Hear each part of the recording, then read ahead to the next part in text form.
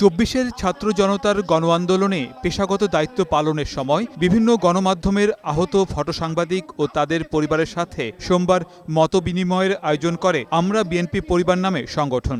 রাজধানীর কৃষিবিদ ইনস্টিটিউট মিলনায়তনে আয়োজিত অনুষ্ঠানে লন্ডন থেকে ভার্চুয়ালি যুক্ত হন বিএনপির ভারপ্রাপ্ত চেয়ারম্যান তারেক রহমান। এ সময় আহত ফটোসাংবাদিকদের চিকিৎসার জন্য তারেক রহমানের পক্ষ থেকে আর্থিক সহায়তা দেয়া হয়।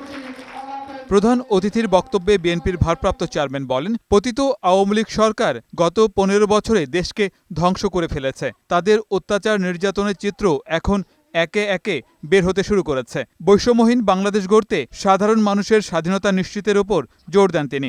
এখানে শুধু ভোটের অধিকার নিশ্চিত করলেই চলবে না, একই সাথে ভোট প্রয়োগের অধিকারকে নিশ্চিত করতে হবে। অর্থাৎ আমি একজন ভোটার, আমার যেরকম ভোটের অধিকার থাকবে, ঠিক একইভাবে আমি যাতে আমার ভোটটি সঠিকভাবে নির্ভয় আমি দিতে পারি এবং আমি দেওয়ার মাধ্যমে আমি আমার প্রতিনিধিকে বাছাই করে আনতে পারি, সেই অধিকারটিকেও নিশ্চিত করতে হবে।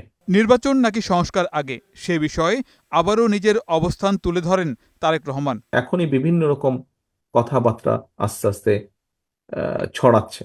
যারা পালিয়ে গিয়েছে এই দেশ থেকে, তারা এই দেশের মানুষের বিপুল পরিমাণ সম্পদ লুট করে নিয়ে গেছে। অবশ্যই তারা সেই সম্পদগুলি সেই ষড়যন্ত্রের পিছনে ব্যয় করবে।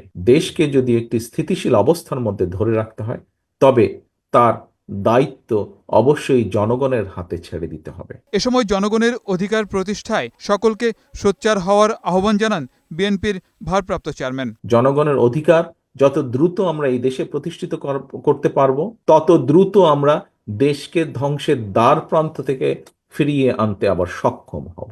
গোলাম মোর্শেদ, বৈশাখী সংবাদ, ঢাকা।